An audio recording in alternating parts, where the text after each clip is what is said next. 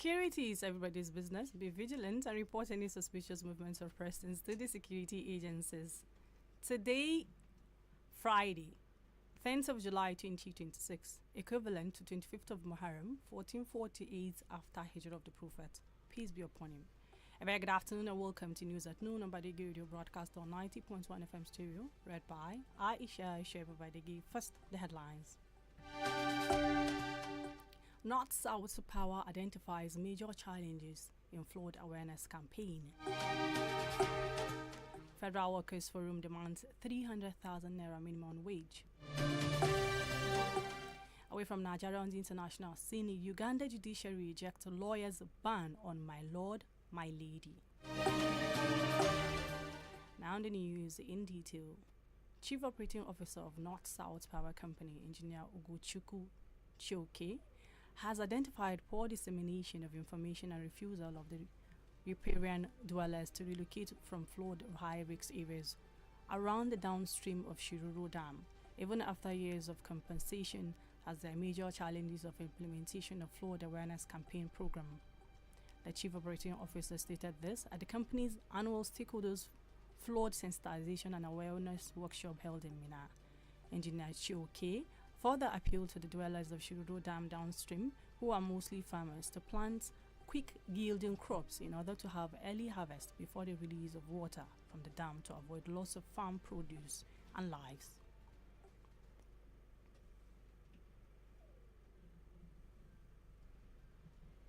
The floodplain, they come back to it, and the floodplain is mapped out, and all people in that area are compensated. They're supposed to leave, and that's a rich soil. So people are tempted to go back to it for common activities. We cannot enforce, we cannot evict them 100%. So we recommend, that's why I was emphasizing. In his paper presentation, the head of Geography Department, Federal University of Technology, Minna, Professor Yahaya Tayo Ayanda, said that until citizens to change their ways of hostility to the environment, flood and other natural disasters will keep reoccurring and must be mitigated to avoid the loss of lives and property.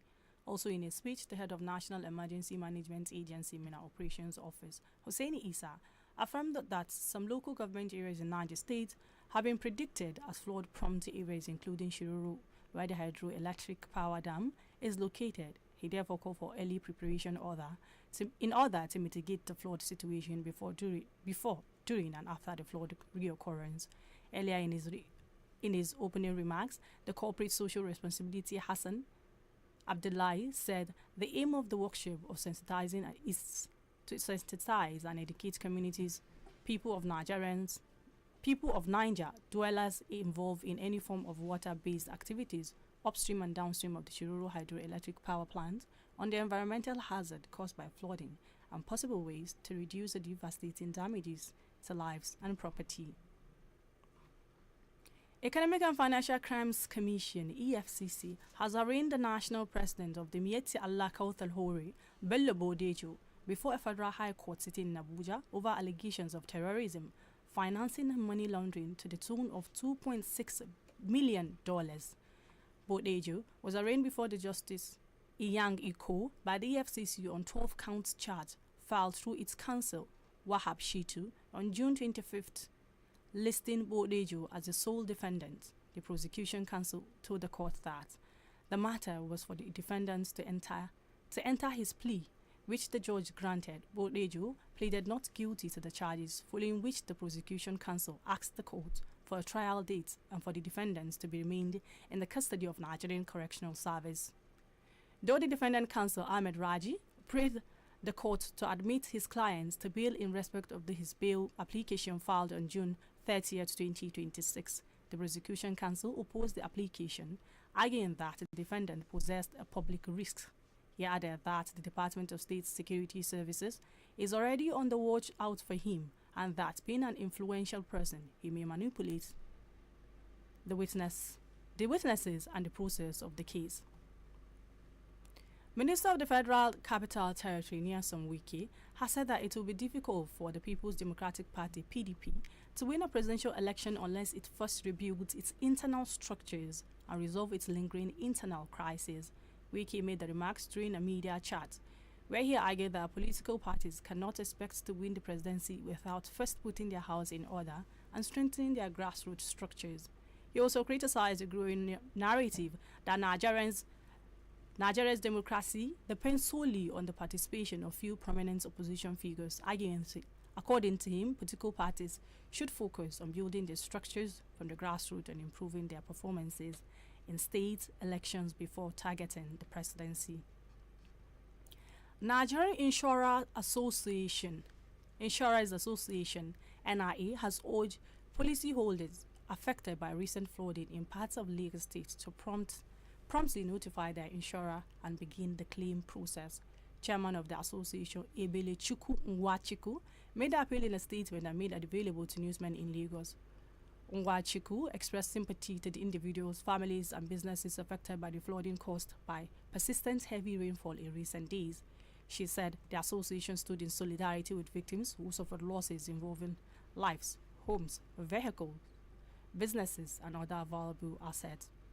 If you're just joining us, you're listening to news at Noo on Badeggi Radio broadcast on 90.1 FM stereo. Remember that you can download Badeggi Radio's app on Play Store and enjoy more. The news continues in a moment. Do stay tuned.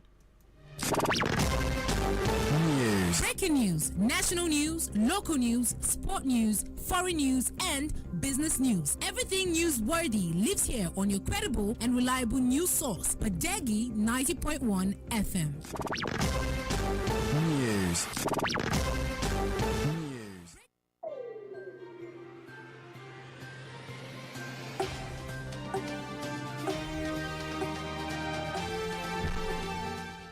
Welcome back. Glad you're still good to your radio set. Back to the news. Federal Workers Forum, FWF, has urged the federal government to immediately pay outstanding workers' entitlement and implement a 300,000 naira national minimum wage and address what it described as worsening conditions in the country's correctional centers. The national coordinator of the forum, Mr. Andrew Emeleze, made the demand in a statement and issued to newsmen in Abuja. Emeleze called on the government to settle the outstanding 2-month wage award owed to federal workers since June 25th, 2024, pay the arrears of the 40% peculiar allowance, and clear all outstanding arrears arising from the implementation of the new 70,000 naira national minimum wage. Minister of the Federal Capital Territory, Nyesom Wike, says that about 70% of the infrastructure projects completed by the FCT administration, FCTA, under President Bola Tinubu were contracts inherited from previous administrations that had been abandoned for about 15 to 16 years. Wike said the decision to review and complete the project was in line with President Bola Tinubu's directive that viable government's project should not be left to waste, stressing that the administration deliberately prioritized inherited projects while simultaneously embarking on new ones across the nation's capital.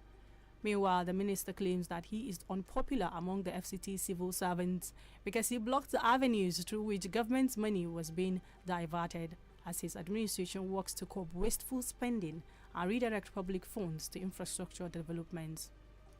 Wike said his decision to block what he described as channel through which government resources were routinely being diverted had attracted resentment from some workers, but insisted that the fiscal discipline remained central to the Tinubu's administration development agenda. House of Representatives has condemned the reoccurring xenophobic attack against Nigerians and other African nationals in South Africa, but rejected calls by some lawmakers to immediately suspend diplomatic relations with Madiba's country. However, the fourth batch of Nigerians returning from South Africa arrived at the Murtala Mohammed International Airport, Lagos, on air peace evacuation flights. The House resolution followed the adoption of a motion of urgent public importance sponsored by Yusuf Gadi, who described persistent violence, unlawful arrest, extrajudicial killings, and persecution of Nigerians in South Africa. Moving the motion during plenary, Gadi said repeated xenophobic attacks had claimed innocent lives, destroyed businesses, and forced many Africans to flee despite years of diplomatic engagement between Nigeria and South Africa.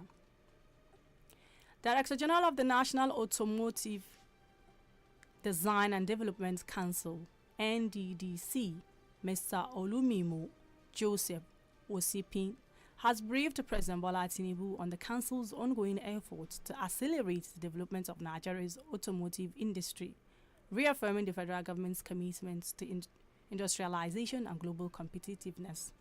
The meeting held at the Presidential Villa Abuja provided an opportunity for the NADDC chief to update the President on Council's programs, achievement and strategic priorities aimed at strengthening Nigeria's automotive ecosystem.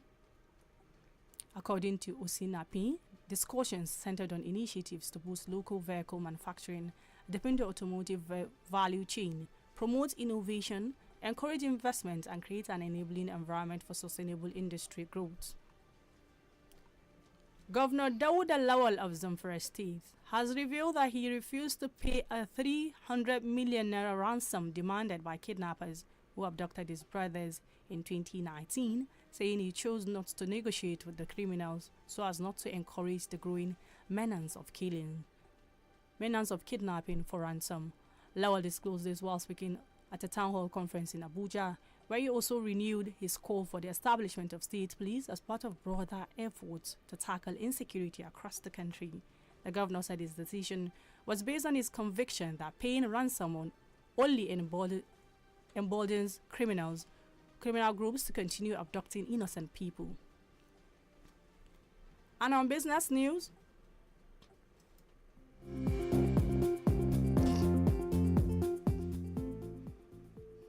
Nigeria's stock market has emerged as the world's best performing equity market in dollar terms this year, overtaking South Korea as investors increasingly reward the country's improving microeconomic outlook and ongoing economic reforms, according to Bloomberg data tracking performance across 92 global stock exchanges. Nigeria's benchmark equity index had delivered a 67% return in US dollar terms since the beginning of the year, not only surpassing South Korea's Kospi index, which had returned 66%.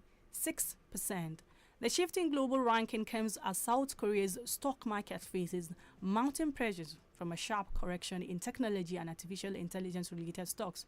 The Kospi has entered a technical bear market after declining 22% from its June 19 peak, reflecting growing concerns over the sustainability of the AI-driven rally that had propelled the markets earlier in the year.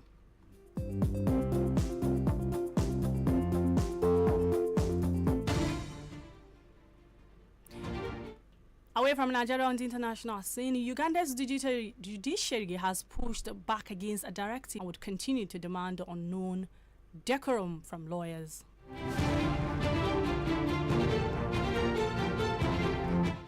To end the news, here are the top stories once again.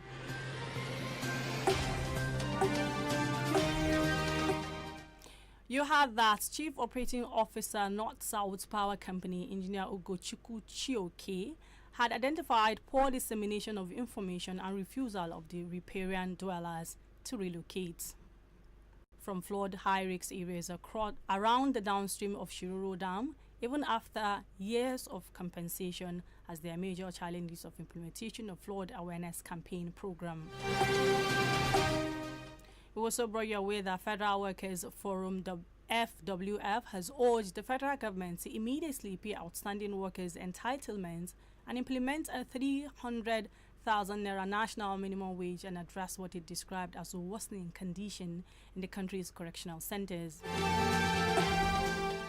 Lastly, away from Nigeria on the international scene, Uganda's judiciary has pushed back against a directive by the country's Lawyers Association instructing its members to stop addressing judges as my lord or my lady and to abandon the long-standing practice of bowing before them. That's the news. Don't forget to like, follow and comment on our social media pages.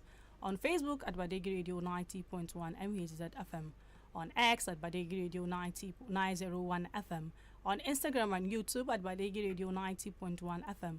We stream live on Radio Garden and on Radio Box at Badeggi Radio 90.1 FM. Or log on to badeggiradio.com to listen to us from anywhere in the world. Ibrahim Gimba is the news editor. I am AISHA. SHUAIBU Badeggi saying good afternoon and of course enjoy the rest of the day. Bye.